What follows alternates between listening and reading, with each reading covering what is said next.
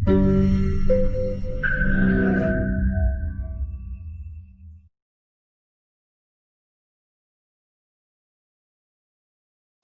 મિત્રો, હું આકાશ મોદી ધી ગુરુકુળમાં આપ સૌનું હાર્દિક સ્વાગત કરું છું.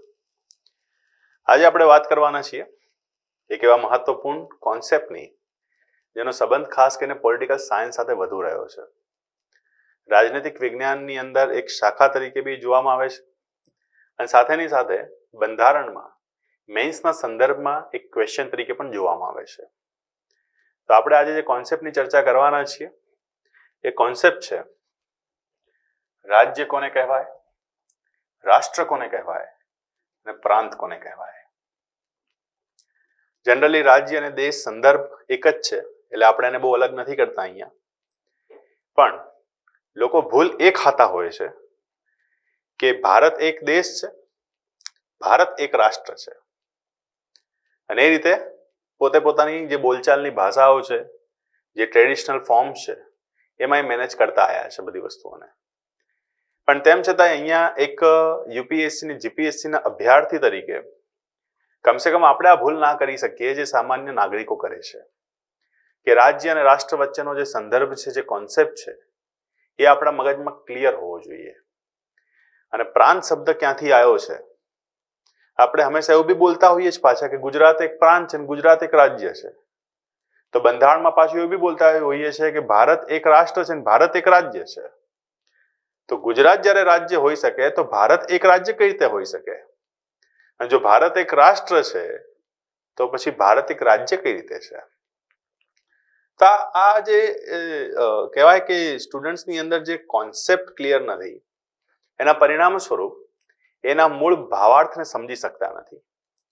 તો આ વિડીયોની અંદર એ એક ભાવનાથી તમને અહીંયા સમજાવવામાં આવશે કે રાજ્ય, રાષ્ટ્ર અને પ્રાંત વચ્ચેના મૂળ અંતરો કયા છે, એટલે કે શું એની અંદર ચેન્જીસ છે.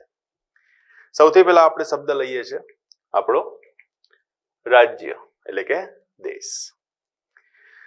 સામાન્ય રૂપથી મેં તમને કીધું કે પોલિટિકલ સાયન્સનો આ કોન્સેપ્ટ છે, રાજનીતિક વિજ્ઞાનનો આ કોન્સેપ્ટ છે અને રાજનીતિક વિજ્ઞાનના કોન્સેપ્ટ તરીકે રાજ્ય કોને કહેવાય એની સમજણ આપણે લેવી જરૂરી છે.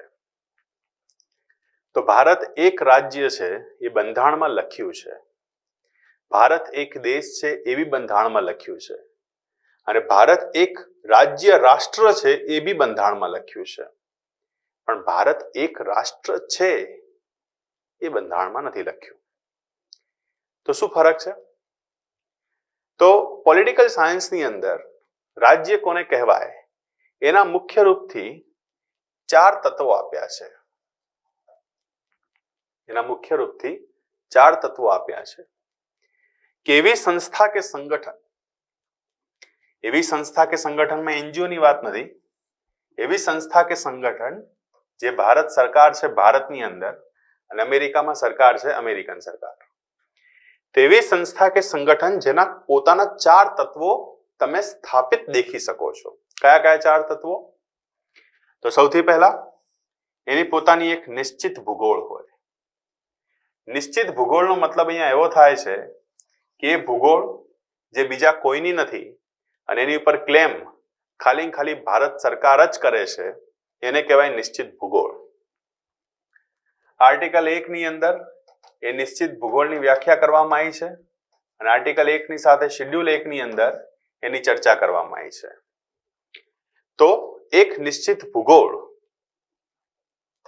જમ્મુ કાશ્મીર થી કન્યાકુમારી, ગુજરાત થી અરુણાચલ પ્રદેશ, એ નિશ્ચિત ભૂગોળની અંદર રહેતી નિશ્ચિત જનસંખ્યા. હવે નિશ્ચિત જનસંખ્યાનો મતલબ એ નહીં કે સંખ્યા એક જ જેવી હોવી જોઈએ. નિશ્ચિત જનસંખ્યાનો મતલબ એ છે કે એ સંખ્યાની અંદર બહુ ડ્રાસ્ટિક ચેન્જીસ ના આવતા હોય. જેમ કે આપણા દેશની અંદર 135 કરોડ લોકો હાલની તારીખમાં છે અને એક્ટિવ વોટર્સની સંખ્યા લગભગ 98 કરોડની આજુબાજુ છે. તો આપણા દેશની અંદર 135 કરોડ લોકો છે અને 98 કરોડ એક્ટિવ વોટર્સ છે. શું આપણે એવો ક્લેમ કરી શકીએ કે ભાઈ એક જ રાતની અંદર 135 કરોડ લોકોમાંથી 100 કરોડ લોકો જતા રહ્યા બીજા દેશમાં? ના, એટલો મોટો ડ્રાસ્ટિક ચેન્જ ના થાય. અને આપણે એવું બી ના કહીએ કે એક જ સાથે એક જ વર્ષની અંદર કે પછી 10 દિવસની અંદર જ 135 કરોડ ને 150 કરોડ થઈ જવાના છે, એવો બી ચેન્જ ના થાય. એટલે કે ના તો અચાનક વધી જવાના છે, ના તો અચાનક ઘટી જવાના છે. એને કહેવાય નિશ્ચિત જનસંખ્યા. તો એક નિશ્ચિત ભૂગોળ હોય, ભૂગોળની એક જનસંખ્યા હોય, અને આ જનસંખ્યા દ્વારા એક ચૂંટાયેલી સરકાર હોય. ચૂંટાયેલી સરકાર હોવી જરૂરી છે, કારણ કે જો ચૂંટાયેલી સરકાર નહીં હોય ને તો એનો મતલબ એવો થયો કે તમારા દેશની અંદર ડેમોક્રેસી નથી. અને જે દેશમાં ડેમોક્રેસી ના હોય એ દેશ રાજનૈતિક વિજ્ઞાનના હિસાબથી રાજ્ય બનતો નથી. એટલે કે રાજનૈતિક વિજ્ઞાન એવું માને છે કે democracy is the core part for the state. તો ચૂંટાયેલી સરકાર હોય અને ચૂંટાયેલી સરકાર સંપ્રભુતા સોવરેનિટી ધારણ કરતી હોય. હવે સોવરેનિટી બે પ્રકારની હોય. કયા બે પ્રકારની હોય? તો પહેલો એક પ્રકાર છે કે આંતરિક સંપ્રભુતા. સરકાર દેશની ભૂગોળની અંદર જે બી નિર્ણય લેવા માંગે એ આરામથી લઈ શકે છે. એના માટે સરકારે કોઈના ઉપર બી વાદ વિવાદ કે વિચાર કરવાની જરૂર નથી. અને બીજું એક હોય બાહ્ય સંપ્રભુતા. બાહ્ય સંપ્રભુતાનો મતલબ એવો છે કે આપણે કોની સાથે કેવા સંબંધો રાખીશું, કેવા પ્રકારના સંબંધો રાખીશું, ઈરાનથી તેલ ખરીદવું કે ના ખરીદવું, અમેરિકાની સાથે ન્યુક્લિયર ડીલ કરવી કે ના કરવી, અમેરિકન કંપનીઓને ભારતમાં આવવા દેવી કે ના દેવી, આ બધી વસ્તુની સંપ્રભુતા કોના હાથમાં થઈ ગઈ? ભારત સરકારના હાથમાં. એક બે કિસ્સાઓને છોડતા ભારત સંપ્રભુ દેશ રહ્યો છે અને ભારતની સંપ્રભુતાના જોખમ બહુ ઓછા જ રહ્યા છે. આપણે એવું નથી કહેતા કે સંપ્રભુતાનું જોખમ બહુ ભયંકર રહ્યું છે. તો આ સ્થિતિની અંદર સંપ્રભુતા આંતરિક અને બાહ્ય હોય, એની અંદર બી ભારત પોતાના મૂળ જે નિયમો છે એને પાલન કરે છે. તો એવી સંસ્થા કે સંગઠન જેના 4 તત્વો છે: નિશ્ચિત ભૂગોળ, જનસંખ્યા, ચૂંટાયેલી સરકાર અને સંપ્રભુતા. રાજનૈતિક વિજ્ઞાનના હિસાબથી જે પણ દેશ પાસે કે જે પણ સંસ્થા પાસે, સંગઠન પાસે આ 4 તત્વો હશે એ સંગઠન રાજ્ય છે. હવે સ્વાભાવિક રૂપથી ગુજરાત પાસે આ બધું ના હોય, મહારાષ્ટ્ર પાસે આ બધું ના હોય, કારણ કે તમારી પાસે ભૂગોળ હોય, જનસંખ્યા હોય. ભૂગોળ બી તો બદલાઈ શકે ગુજરાતની. જનસંખ્યા છે એ બી તો ચેન્જ થઈ જ શકે છે, આમથી તેમ આમથી તેમ. ભલે ડ્રાસ્ટિક ચેન્જ ના થાય પણ ચેન્જ તો થઈ જ રહી છે. ચૂંટાયેલી સરકાર છે પણ ચૂંટાયેલી સરકાર પાસે સંપ્રભુતા થોડી છે. કેન્દ્રમાંથી ફોન આવે એટલે બધા ધંધે લાગી જાય. તો આવી સ્થિતિની અંદર આપણે જે રાજ્ય શબ્દોનો ઉપયોગ કરતા હોઈએ છીએ, રાજ્ય શબ્દોનો ઉપયોગ આપણે ભારત માટે કરવો પડે, કોઈ એક પ્રાંત માટે ના કરી શકીએ. ક્લિયર? તો આ જ કારણ છે કે આર્ટિકલ 1 ની અંદર રાજ્ય શબ્દનો ઉપયોગ થયો છે, જે મેં તમને અહીંયા લખીને આપ્યો. અને અનુસૂચિ 1 ની અંદર બી એ દેશ શબ્દ તરીકે તમને જોવા મળે છે. તો હવે આપણે યાદ રાખીશું રાજ્ય એટલે શું? તો એક એવી સંગઠન કે એક એવી સંસ્થા જેના 4 તત્વો છે. સૌથી પહેલું તત્વ નિશ્ચિત ભૂગોળ છે, બીજું તત્વ એમાં રહેતી જનસંખ્યા છે, ત્રીજું તત્વ ચૂંટાયેલી સરકાર છે, અને ચોથું તત્વ સંપ્રભુતાથી સ્થાપિત છે. જે જગ્યાએ આ 4 તત્વો ભેગા થાય તે જગ્યાએ રાજ્ય બની જાય. હવે પણ બંધારણમાં પાછું મેં તમને કીધું કે દેશ શબ્દનો બી પ્રયોગ થયો છે. જનરલી આપણે એવું માનતા હોઈએ છીએ કે દેશનો મતલબ એવો થાય કે યુએનઓ ની અંદર જે સભ્ય છે બધા દેશ છે, અને યુએનઓ માં જે સભ્ય નથી એ દેશ નથી. આ એક ખોટી માન્યતા છે, કારણ કે યુએનઓ કોઈ દેશ હોવાનો કે ના હોવાનો માપદંડ નથી. જેમ કે ફોર એન એક્ઝામ્પલ સ્વિટ્ઝરલેન્ડ વિશ્વનો એકમાત્ર એવો દેશ છે કે જેની છેલ્લા 400 વર્ષથી કોઈ ભૂગોળ નથી બદલાઈ. તમને ખબર છે કે સ્વિટ્ઝરલેન્ડ પોતે સ્વયં શાસિત છે, સંપ્રભુ છે, નિશ્ચિત ભૂગોળ છે, એની પોતાની જનસંખ્યા છે, પણ તેમ છતાં બી સ્વિટ્ઝરલેન્ડ યુએનઓ નો ભાગ નથી. કારણ કે હંમેશા સ્વિટ્ઝરલેન્ડે શાંતિ મંત્રણામાં પોતાની બહુ મહત્વપૂર્ણ ભાગીદારી ભજવી છે. એ ભલે એના પછી વર્લ્ડ વોર 1 હોય કે વર્લ્ડ વોર 2 હોય, પણ તેમ છતાંય આ રાજનીતિમાંથી બચવા માટે સ્વિટ્ઝરલેન્ડ પોતે ક્યારેય યુએનઓનો ભાગ બન્યો જ નથી. એ જ રીતે વેટિકન સિટી, તમને ખબર છે વેટિકન સિટી જ્યાં પોપનું શાસન છે. હવે આ વેટિકન સિટી પોતે પોતાની રીતે આખો એક દેશ છે, પણ તેમ છતાંય એ યુએનઓનો ભાગ નથી. તે જ રીતે તમે દેખી શકો છો તાઇવાન. તાઇવાનની તો કહાની એવી છે કે જ્યારે તમને થોડું ભૂગોળનું નોલેજ આપી દઉં આ બાબતમાં, કે ઉપર આટલું મોટું ચીન છે અને નીચે આટલો નાનો દ્વીપ છે. આ જે ચીન છે એ સામ્યવાદી છે, આપણને ખબર છે. અને સામ્યવાદી હોવાના કારણે અને અમેરિકાના વિરોધના કારણે જ્યારે ચીનમાં સામ્યવાદની સ્થાપના થઈને એમને યુએનઓની અંદર પોતે એક દેશ તરીકે માન્યતા પ્રાપ્ત કરવાના પ્રયત્નો કર્યા, ત્યારે અમેરિકાએ એને ઠુકરાઈ દીધા અને એની જગ્યા ઉપર આ જે નાનો દ્વીપ છે જેને એ સમયની અંદર કહેવામાં આવતો હતો ફાર્બોસા દ્વીપ. આ ફાર્બોસા દ્વીપ જે આજનું તાઇવાન છે એને માન્યતા આપી હતી દેશ તરીકે. પણ સમય જતા રાજનીતિક સમીકરણો બદલાયા અને ઉપરના ચીન સાથે અમેરિકાની મિત્રતા થઈ, તો અમેરિકાએ ઉપરના ચીનને બી જ્યારે માન્યતા આપવાની શરૂઆત કરી ત્યારે તાઇવાને કહી દીધું કે ક્યાં તો એ રહેશે ક્યાં તો અમે રહીશું. અને આ રીતે તાઇવાને પોતાના યુએનઓમાં દેશ તરીકેની માન્યતાને રદ કરી દીધી, સામેથી કરી દીધી. તો શું એનો મતલબ એ થયો કે હવે જે તાઇવાન છે દેશ જ નથી? તો ક્યારે એવું માનતા નહીં કે યુએનઓમાં સભ્ય હોવું જ એ પોતે એક દેશનું સ્ટાન્ડર્ડ છે. એના સિવાય બી વિશ્વના ઘણા બધા દેશો છે જે સભ્ય નથી, તેમ છતાં બી દેશ તરીકેની પૂરેપૂરી પોતાની સત્તાઓનો ભોગવટો લઈ રહ્યા છે. આપણા દેશના બંધારણમાં આર્ટિકલ 8, આર્ટિકલ 37 અને આર્ટિકલ 48 એમાં દેશ શબ્દનો ઉપયોગ થયો છે. ક્લિયર? તો આવી કઈક વાત છે દેશ શબ્દની સાથેનો. તો આર્ટિકલ 8, 37 અને 48 એમાં દેશ શબ્દનો પ્રયોગ તમને જોવા મળે છે. એના પછી હવે આગળ વાત કરીએ મિત્રો, તો એ છે રાષ્ટ્ર. રાજ્યનો કોન્સેપ્ટ તમે સમજી ગયા, પણ રાષ્ટ્રના કોન્સેપ્ટની અંદર તમારે પાછા બે મુદ્દાઓને સમજવા પડશે. એક છે રાજ્ય રાષ્ટ્ર અને એક છે ખાલી રાષ્ટ્ર.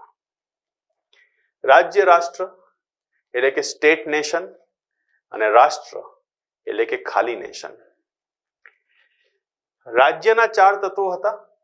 એ 4 તત્વો તમને અહીંયા જોવા મળશે, પણ રાજ્યના 4 તત્વો હતા. એ 4 તત્વો તમને અહીંયા જોવા મળશે, પણ એક 5મું તત્વ છે જે રાજ્યને રાષ્ટ્ર બનાવી દે છે.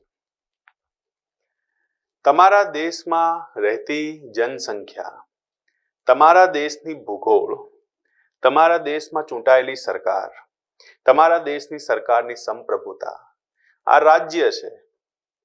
પણ જ્યારે તમે વિદેશમાં હો અને જ્યારે તમને ભારતનો એક ઝંડો દેખાય અને તમને જે અંદરથી ગૌરવ મહેસૂસ થાય, જ્યારે તમે દુબઈની અંદર રહેતા હો, બિઝનેસ કરતા હો, કામ કરતા હો અને બુર્જ ખલીફાની અંદર જ્યારે 15 ઓગસ્ટ કે 26 જાન્યુઆરીના રોજ બુર્જ ખલીફાની ઉપર તમને તિરંગો લહેરાતો દેખાય, કે જ્યારે તમે કેનેડામાં હો અને કેનેડાની અંદર જે ધોધ છે એ ધોધમાં તમને તિરંગો દેખાય, તમને અંદરથી એક એવો ગૌરવમય અહેસાસ ઊભો થાય. તમને તમારા ભારતની બહુ જબરજસ્ત યાદ આવવા લાગે. તમે આ દેશને મિસ કરો, આ દેશની અંદર તમે રહેતા લોકો, તમારા પરિવારને, આ દેશના રસ્તાઓને, દરેક જગ્યાને તમે એવું લાગવા લાગે કે હું પાછો જતો રહું. આ જે ભાવના છે ને, આ જે ઇમોશન છે, એ રાજ્યને રાષ્ટ્ર બનાવે છે. એટલા માટે જ જે તમારો 5મો મુદ્દો છે એ છે આત્મનિષ્ઠાથી પ્રેરિત. 5મો મુદ્દો છે આત્મનિષ્ઠાથી પ્રેરિત. આ જે અંદરની એક ભાવના છે કે ભાઈ મારો દેશ ભારત, મારા લોકો, મારા તહેવારો, મારી સંસ્કૃતિ, મારી ભાષા, આ આત્મનિષ્ઠા છે જે વિદેશમાં રહેતા લોકો મહેસૂસ કરે છે, આપણે મહેસૂસ નથી કરતા. કારણ કે આપણા દેશની અંદર આપણે રહી રહ્યા છીએ તો આપણને એ અનુભવ જે છે અનુભવ નથી મળતો. મેં કેટલા એવા કપલ્સને જોયા છે કે જે અહીંયા ઇન્ડિયામાં રહીને ગુજરાતમાં રહીને છોકરાઓને ઇંગ્લિશ મીડિયમમાં ભણાવે, પણ જ્યારે અમેરિકામાં જાય તો અમેરિકાની અંદર પાછું એ વાત કહેતા હોય કે ના, છોકરાને ઇંગ્લિશ તો આવડવું જોઈએ પણ ગુજરાતી આવડવું જોઈએ. અમેરિકાની અંદર રહેતા કપલ, કેનેડાની અંદર રહેતા કપલ પોતાના બાળકોને એવું સમજાવે કે સવારે બર્ગર ના ખાવું જોઈએ, સવારે ભાખરી અને જે આપણો નાસ્તો છે એ ખાવું જોઈએ. કેમ આવું કરો છો? કારણ કે તમને ક્યાંક ને ક્યાંક અંદર ને અંદર મનમાં એક વસ્તુ રહી ગઈ છે કે મારે કમાવા માટે બહાર આવવું પડ્યું, કોઈ બી કારણોથી બહાર આવવું પડ્યું, પણ તેમ છતાં બી હું મારા ભારતને ભૂલી નથી શકતા. આને કહેવાય છે આત્મનિષ્ઠા. અને આત્મનિષ્ઠા માટે તમે કોઈને રૂપિયા નથી આપતા. આત્મનિષ્ઠા તમને પોતાની રીતે છે કે હા, આ મારો દેશ છે અને આ મારા દેશની અંદર મારા દેશ વિશે જો કોઈ બોલશે તો હું નહીં ચલાવી લઉં, નહીં સહન કરું. એક ભારતીય બીજા ભારતીયની સાથે બેસીને ભારતનું ખોદી શકે, બંને પાછા હસે ખરી, પણ એક ભારતીય જ્યારે વિદેશમાં રહેતો હોય, અમેરિકન એવું બોલે કે યોર ઇન્ડિયા ઇઝ ડર્ટી, ભાઈ તમે દેખો જે થાય દેવાવાળી જ થાય, ધમાધમ. કેમ? કારણ કે તું અમેરિકન છે, તું અમારા દેશ વિશે આ કઈ રીતે બોલી શકે? આજે અંદરથી એક ઇમોશન છે, એક ભાવના છે ભારત માટેની. આપણે જે આ દેશને માં સમજીએ છીએ અને માં જેવો પ્રેમ કરીએ છીએ એ આત્મનિષ્ઠા છે. અને એટલા માટે રાજ્ય તો બને છે, પણ રાષ્ટ્ર ત્યારે બને છે કે જ્યારે એમાં આત્મનિષ્ઠા હોય. તો બોર્ડર અને બોર્ડરલેસ અટેચમેન્ટ છે આ બધા. આપણે આપણા અંદર દેશની અંદર રહેતા હોઈએ, 15મી ઓગસ્ટ, 26મી જાન્યુઆરી, શહીદ દિવસ, આ બધા દિવસો જ્યારે આપણી સામે આવતા હોય ત્યારે મનમાં એક વાર તો આપણને એમ થઈ જાય કે આ દેશે આપણને કેટલું આપ્યું છે, આ દેશ આપણા માટે કેટલું કરી રહ્યો છે. સરકારો આવશે, સરકારો જશે, સરકારો બનશે, સરકારો બગડશે, પણ તમારી અંદરની જે પોતાની ભાવના છે એ દેશ માટે ક્યારેય ખતમ નહીં થઈ શકે. અને આ દેશની અંદર રહેતા તમામ લોકો ઉપર આ લાગુ પડે છે, તમામ લોકો ઉપર આ લાગુ પડે છે. એટલે જ આપણે આને કહીએ છીએ બોર્ડર પ્લસ બોર્ડરલેસ અટેચમેન્ટ. આ કોઈ બોર્ડર સાથે બંધાયેલી નથી કે તમે આજે ભારતમાં રહેતા હો અને ભારત માટે આત્મનિષ્ઠા ધરાવો અને કાલે અમેરિકા ટ્રાન્સફર થઈ જાઓ, અમેરિકા શિફ્ટ થઈ જાઓ, અમેરિકાની નાગરિકતા લઈ લો તો અચાનક તમે અમેરિકન થઈ જશો. નહીં થઈ શકો. હા, હું એટલું માનું કે તમે અમેરિકાના કાયદા કાનૂનને ફોલો કરશો, અમેરિકાના રૂલ્સને ફોલો કરશો, અમેરિકાના તહેવારને ફોલો કરશો, પણ ક્યાંક ને ક્યાંક કોઈ ને કોઈ જગ્યા ઉપર ભલે તમે અમેરિકન નાગરિક હો, પણ તમને એવું લાગશે ખરી કે ભારત ભારત છે. આ છે બોર્ડરલેસ અટેચમેન્ટ. અને જ્યાં સુધી વિશ્વમાં છેલ્લામાં છેલ્લા માણસની અંદર બી એના માનસિકતામાં આ ભારત માટે આ જો લાગણી ચાલીને, ત્યાં સુધી ભારત એક રાષ્ટ્ર તરીકે અમર છે, અજય છે. એટલે ખાલી ભારતમાં રહેવું એ જરૂરી નથી. ભારતની સાથે ભારતની બહાર વસતા જે લોકો છે, જે ઇન્ડિયન ડાયસ્પોરા છે, જે લોકો પોતાના કામકાજના કારણે બહાર જતા રહ્યા છે, એમની અંદર આ જે લાગણીનો અનુભવ થઈ રહ્યો છે એ બી પોતે એક ભારત છે. અને આ જ કારણોથી કોન્સેપ્ટ બને છે રાજ્ય રાષ્ટ્રનો કોન્સેપ્ટ. ક્લિયર? તો આપણે દેખ્યું રાજ્ય રાષ્ટ્ર કોન્સેપ્ટ કોને કહેવાય. હવે આપણે વાત કરીશું મિત્રો રાષ્ટ્રનો કોન્સેપ્ટ કોને કહેવાય. તો જે રાષ્ટ્રનો કોન્સેપ્ટ છે એ થોડો પોતાની રીતે અલગ છે, જરાક સમજીએ. અચ્છા, આપણા દેશની અંદર જે રાજ્ય રાષ્ટ્ર વિશેની તમને માહિતીઓ જોવા મળે છે, તો આર્ટિકલ 38, આર્ટિકલ 51A, આમાં રાષ્ટ્ર શબ્દનો ઉપયોગ થયેલો છે. બોર્ડર પ્લસ બોર્ડરલેસ અટેચમેન્ટ માટેની બી આની જોગવાઈઓ થઈ છે. તો અહીંયા મેં તમને જેમ વાત કરી એમ નાગરિકોનો એવો સમૂહ જે કોઈ પણ આધાર પર, આધાર કોઈ બી હોઈ શકે, તો કેટલા આધારને આપણે અહીંયા પસંદ કરીએ છીએ? ધાર્મિક, સામાજિક, રાજનૈતિક, આર્થિક અને સાંસ્કૃતિક. 5 આધાર એવા છે કે જેમાં તમને ભારતની ઇમોશન્સ છે, ભારતની લાગણીઓ છે, ભારત તરફના તમારા પોતાના જે કર્તવ્યો છે એ તમે માનો છો. તો ધાર્મિક, સામાજિક, રાજનૈતિક, આર્થિક અને સાંસ્કૃતિક આટલા આધારો પર જ્યારે તમે એક ભૂગોળ સાથે પોતાના સંબંધોને જોડો છો અને તથા પોતાની પ્રમાણિકતાને દેખાડો છો, પોતાની પ્રમાણિકતાને આત્મસમર્પણને દર્શાવો છો, તે તમારા માટે રાષ્ટ્ર રાજ્યનો કોન્સેપ્ટ છે. આ પ્રમાણિકતા અને આત્મસમર્પણ બહુ મહત્વપૂર્ણ છે, યાદ રાખજો. વિશ્વના કોઈ બી દેશમાં રહેતા હો, પણ આજીવન તમને હંમેશા એક વસ્તુ યાદ રહેશે, અને એ વસ્તુ શું છે? તો તમે આ દેશમાં જન્મ્યા હતા, આ દેશની માટીમાં તમે પહેલીવાર રમ્યા હતા, આ દેશમાં તમે પહેલીવાર તમારો શ્વાસ લીધો હતો અને મરશો ત્યાં સુધી આ દેશના ઋણી છો. મરશો ત્યાં સુધી આ દેશમાં તમારું કર્જ છે જે તમારે ચૂકવવું જ પડશે. આ તમારું આત્મસમર્પણ ને તમારી પ્રામાણિકતા છે. અને એટલા માટે જ આપણે બહુ ગર્વથી કહેતા હોઈએ છીએ મેરા ભારત મહાન, અને એ જ રીતે અમેરિકન્સ કહેતા હોય છે ગોડ બ્લેસ અમેરિકા. ક્લિયર? આ બધા મુદ્દાઓ રાષ્ટ્ર રાજ્યના મુદ્દાઓ છે. હવે એનાથી અલગ થોડાક થઈએ તો રાષ્ટ્ર કોને કહેવાય?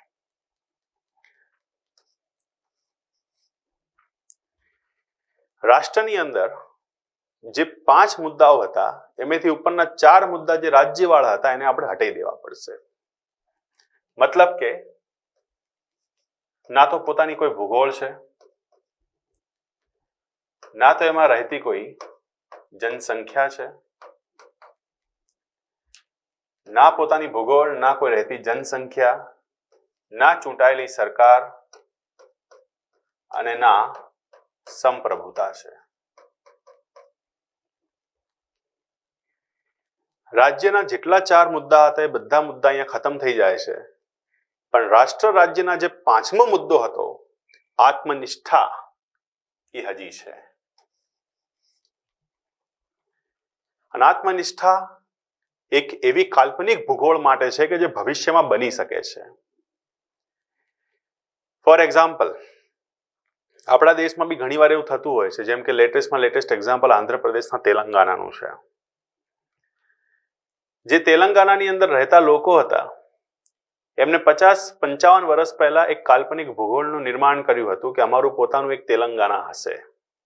એના માટે લડ્યા, મર્યા, ઉપવાસો કર્યા અને છેવટે તેલંગાના સુધી પહોંચ્યા. પણ એ આપણું બધું વિધિન બોર્ડર થયું છે. એટલે આ મુદ્દાને આપણે એવું ના કહી શકીએ કે આ રાષ્ટ્રવાળો મુદ્દો છે, નહીં. પણ એમની આત્મનિષ્ઠાને જોવા જઈએ તો આત્મનિષ્ઠા એક ભૂગોળ સાથે અટેચ હતી જે ભૂગોળ છે જ નહીં. આવી જ વાત છે વિશ્વની અંદર અન્ય એવા જાતિઓ માટે, સમુદાયો માટે કે જે આવી કાલ્પનિક ભૂગોળોના વિચાર કરી રહ્યા છે. જેમ કે આપણી પાસે સૌથી મહત્વપૂર્ણ એક્ઝામ્પલ છે ઇઝરાયેલીઓનું, યહૂદીઓનું. ખબર છે તમને કે બ્રિટને જ્યારે ઇઝરાયેલનું નિર્માણ કર્યું અને અમેરિકાએ તેનું સમર્થન કર્યું એની પહેલા જે પેલેસ્ટીનનો મુદ્દો હતો આખો એક ગૂંચવાયેલો મુદ્દો હતો, અને આજે બી પેલેસ્ટીનનો મુદ્દો ગૂંચવાયેલો જ મુદ્દો છે. ગાઝા પટ્ટીનો આખો જે વિસ્તાર છે તમે દેખી શકો છો કે શું એની હાલત છે. તો આ જે ઇઝરાયેલીઓ હતા, આ જે યહૂદીઓ હતા, એ આખા વિશ્વની અંદર ફેલાયેલા હતા, અલગ અલગ સ્થાનો ઉપર ફેલાયેલા હતા. અને હંમેશા એવું કહેતા હતા કે અમારું જે મહત્વપૂર્ણ પવિત્ર સ્થળ છે યરુશલેમ, એ જગ્યા ઉપર અમારો પોતાનો એક દેશ બનવો જોઈએ. અમે જેની પૂજા કરીએ છીએ સ્ટાર ઓફ ડેવિડ, એના માટે અમારો એક પોતાનો દેશ બનવો જોઈએ. અને એના માટે એમને મહેનત કરી, મદદ માંગી, પોલિટિકલી માઇન્ડ ગેમ ખેલી અને પરિણામ એક ઇઝરાયલ બન્યું. અને આ ઇઝરાયલની અંદર એના પછી વિશ્વની અંદર અલગ અલગ સ્થળો પર જે યહૂદીઓ રહેતા હતા એ યહૂદીઓ પાછા આયા. જમીનનો એક એવો ટુકડો કે જ્યાં ખેતી કરવું ઘણું અઘરું હતું, એ જમીનના ટુકડાને એમને ગ્રીનરીમાં તબદીલ કરી નાખ્યું. આત્મનિષ્ઠા હતી એમની કે જે આત્મનિષ્ઠાએ એમને રાજ્ય સુધી પહોંચાડ્યા.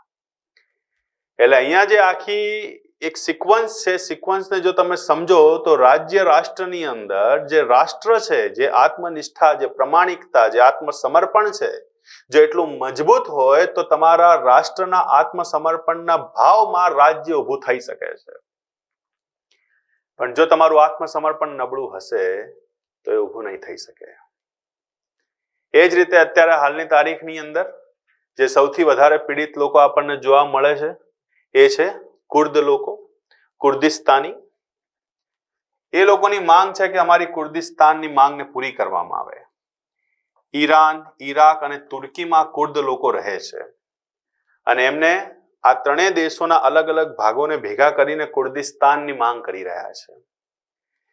હવે અત્યારે હાલની તારીખમાં ક્યારે પૂરું થઈ શકે મોટો સવાલ છે. આપણે એમ નથી કહેતા કે એ પૂરું થશે જ, પણ જો એમનો આત્મસમર્પણનો ભાવ એટલો મહત્વનો હશે, એમની આત્મનિષ્ઠા એટલી શક્તિશાળી હશે, તો આવાવાળી સરકારોને એમના આકાઓને એમના કાન ભરે સંભળાવવું જોઈએ અને કુર્દિસ્તાનની માંગને ક્યાંક ને ક્યાંક પૂરી કરી શકાશે. એટલે આખો જે આ કોન્સેપ્ટ છે રાષ્ટ્રનો કોન્સેપ્ટ એ પૂર્ણ રૂપથી રાજ્ય રાષ્ટ્રના કોન્સેપ્ટના પાંચમા તત્વો સાથે જોડાયેલું છે. શક્તિશાળી જેટલું હશે એટલી જ તમારી માંગોને ધ્યાન ઉપર લઈને રાજ્યના નિર્માણ તરફના પ્રયાણો થઈ શકે છે. તો એવો સમાજ જે માત્ર આત્મનિષ્ઠાથી પ્રેરિત છે તથા ભવિષ્યમાં રાજ્ય રાષ્ટ્રની ભાવનાઓ રાખે છે, સંકલ્પના કરે છે. આમની પોતાની કોઈ બોર્ડર નથી, પોતાનો કોઈ દેશ નથી, વિશ્વના અલગ અલગ ખૂણાઓમાં ફેલાયેલા છે અને બોર્ડર લેસ અટેચમેન્ટ છે, વિધાઉટ બોર્ડર અટેચમેન્ટ છે. એમને એવી આશા છે કે ભવિષ્યમાં એકવાર એવો એક દિવસ આવશે જ્યારે પોતાના રાજ્યનું નિર્માણ કરી શકશે. અને આનો મુખ્ય આધાર શું હોય છે? તો ધર્મ અને સંસ્કૃતિ હોય છે. ક્લિયર? અહીંયા આપણે એના બે એક્ઝામ્પલ બી સમજી ચૂક્યા મિત્રો. ઇઝરાયલ બન્યા પહેલાનો યહૂદી સમાજ અને વર્તમાનનો કુર્દ સમાજ, કુર્દિસ્તાની સમાજ. તો અહીંયા આપણે અત્યાર સુધી બે કોન્સેપ્ટ પૂરા કર્યા છે, રાજ્ય કોન્સેપ્ટ, રાષ્ટ્ર કોન્સેપ્ટ. હવે આપણો ત્રીજો કોન્સેપ્ટ છે પ્રાંત, પ્રોવિન્સ. આ જે કોન્સેપ્ટ છે એ કોન્સેપ્ટનો મુખ્ય આધાર અહીંયા તમે સમજી લો. વિશ્વના અલગ અલગ દેશોની અંદર અલગ અલગ શબ્દોનો ઉપયોગ થાય છે. હું તમને આનો આખો જે વિચાર છે ભારતના સંદર્ભમાં જ સમજાવીશ. અહીંયા તમને એક વસ્તુ તો ક્લિયર થઈ ગઈ કે આપણો જે ભારત છે એ રાજ્ય છે, કારણ કે ભારત પાસે પોતાના 4 તત્વો છે: ભૂગોળ છે, જનસંખ્યા છે, ચૂંટાયેલી સરકાર છે અને સંપ્રભુતા છે. પણ ભારત પોતે કેટલાય સમૂહોને લઈને ચાલે છે. ફોર એક્ઝામ્પલ કે એમની પાસે અત્યારે હાલની તારીખમાં કઈક રાજ્યોનો સમૂહ છે, યુનિયન ટેરિટરીઝ છે, અને એ જ રીતે અર્ધ રાજ્યોનો સમૂહ છે. 2 અર્ધ રાજ્ય છે આપણી પાસે, રાઈટ? તો ભારત રાજ્ય, યુનિયન ટેરિટરી, અર્ધ રાજ્યોને લઈને ચાલે છે. હવે આ જે નીચે આ જે એના સબ પાર્ટ છે એને આપણે શું કહીએ અહીંયા? તો એને આપણે કહીશું પ્રાંત. આ શબ્દ ક્યાંથી આવ્યો? તો સ્વતંત્રતા પૂર્વે બ્રિટિશ શાસનથી આ શબ્દને આપણે ઉપાડ્યો છે અને એ લોકો પ્રાંત શબ્દનો ઉપયોગ કરતા હતા. મોટા મોટા જે એરિયા હતા એને પ્રેસિડેન્સી કહેતા હતા અને એના પછીના જે નાના નાના એરિયા હતા એને જે સબ એના પાર્ટ તરીકે દર્શાવતા હતા, જેમ કે બોમ્બે પ્રાંત, મદ્રાસ પ્રાંત, સંયુક્ત પ્રાંત. આ સંયુક્ત પ્રાંત એટલે આજનો યુપી. એ સમયમાં યુનાઇટેડ પ્રોવિન્સ કહેવાતું હતું, આજે ઉત્તર પ્રદેશ કહેવાય છે. તો સ્વતંત્રતા પૂર્વથી આ શબ્દોનો ઉપયોગ થાય છે જે કેન્દ્ર સરકારથી અલગ ક્ષેત્રીય સરકારોને દેખાડે છે. જે રિજનલ ગવર્નમેન્ટ છે એની ઉપર આ ફોકસ કરે છે. અને બંધારણ મુજબ, હવે આપણા બંધારણની બી વાત કરવી પડશે, તો બંધારણ મુજબ રાજ્ય શબ્દ ભારત માટે પ્રયોગ થાય છે જ્યારે કે ક્ષેત્રો માટે પ્રાંત શબ્દનો જ ઉપયોગ કરવો હિતાવહ છે, જેનાથી કોન્ફ્લિક્ટ ક્લિયર ના થાય. ભારત એક રાજ્ય છે પણ ગુજરાત એક પ્રાંત છે. India is a state, Gujarat is a province. Clear? તો પ્રાંત કોને કહેવાય? તો પ્રાંત એટલે કે ક્ષેત્રીય સરકારો જે ક્ષેત્રનું પ્રતિનિધિત્વ કરે છે. ગુજરાત, મહારાષ્ટ્ર, ઉત્તર પ્રદેશ આવા કેટલાય અગણિત 29 રાજ્યો જે અત્યાર હાલની તારીખમાં આ બધું પ્રતિનિધિત્વ કરી રહ્યા છે. ક્લિયર? તો બંધારણ મુજબ રાજ્ય શબ્દ ભારત માટે છે અને ક્ષેત્રો માટે શું હશે? પ્રાંત હશે. આપણા દેશની અંદર જે હાલની તારીખમાં રાજ્ય વ્યવસ્થા છે એ એકાત્મક અને સંઘાત્મકના ભાગરૂપે, એકાત્મકમાં અત્યારે આપણે બહુ નથી પણ સંઘાત્મકની અંદર આપણે ચોક્કસ કામ કરી રહ્યા છે. આપણા દેશમાં જ્યારે આર્ટિકલ 352 લાગુ થાય અને આર્ટિકલ 352 લાગુ થયા પછી બધી શક્તિ જે કેન્દ્રને મળી જાય એમાં આપણે એકાત્મક સ્થિતિ જોતા હોઈએ છીએ. એના સિવાય સામાન્ય દિવસોમાં આપણા પાસે શું છે? તો સંઘાત્મક છે. અને સંઘાત્મકના 2 ભાગ છે, કેન્દ્ર અને પ્રાંત. સંઘાત્મકના શું ભાગ છે? કેન્દ્ર અને પ્રાંત. તો આપણા દેશની અંદર કેન્દ્ર સરકાર છે અને કેન્દ્ર સરકાર સંપૂર્ણ દેશનું શાસન ચલાવે છે, શક્તિશાળી છે, મજબૂત છે, મહત્વપૂર્ણ છે, આંતરરાષ્ટ્રીય સ્તર ઉપર પ્રતિનિધિત્વ કરે છે અને ભારતની અંદર ચાલતી તમામ વ્યવસ્થાઓને દેખે છે, સમજે છે, જાણે છે. પણ આપણા પોતાની આકાંક્ષાઓને પૂરું કરવું, આપણી જે અહીંયા ક્ષેત્રીય બાબતોને સમજવી, દેખવી, જાણવી, માણવી, આપણી જરૂરિયાતોને ક્યાંક ને ક્યાંક પૂર્ણ કરવા માટે પ્રાંત સરકારોનું પણ નિર્માણ થાય છે, જે નાના ક્ષેત્રોનું શાસન કરે છે. હવે આટલું મોટું ભારતની આટલી મોટી ભૂગોળ, આટલા રહેતા લોકો, આટલી જાતિ, આટલા ધર્મો, તો એક કેન્દ્ર સરકાર ક્યાં ક્યાં પહોંચી વળે? તો તમારે સત્તાનું વિકેન્દ્રીકરણ તો કરવું જ પડે. અને સત્તાનું વિકેન્દ્રીકરણ કરવા માટે તમારે શું કરવું પડે? તો સત્તાનું વિકેન્દ્રીકરણ કરવા માટે તમારે કમ્પલસરી નાના ક્ષેત્રોનું શાસન ઊભું કરવું પડે, જેમ કે ગુજરાત છે, જેમ કે રાજસ્થાન છે, જેમ કે હરિયાણા છે.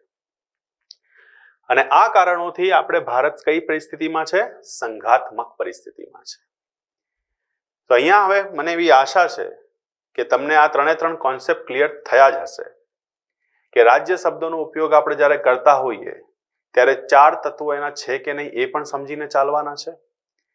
રાષ્ટ્રનો જ્યારે શબ્દનો ઉપયોગ કરતા હોઈએ તો રાષ્ટ્રની અંદર રાજ્ય, રાષ્ટ્ર અને રાષ્ટ્ર આ બે શબ્દો અલગ અલગ છે એ પણ આપણે સમજીશું. રાજ્ય રાષ્ટ્રની અંદર રાજ્યનો તો ઉમેરો છે જ, પણ સાથે સાથે જે રાષ્ટ્ર છે, આત્મસમર્પણની જે ભાવના છે, બોર્ડર પ્લસ બોર્ડરલેસ અટેચમેન્ટ છે, એને પણ આપણે સમજીશું.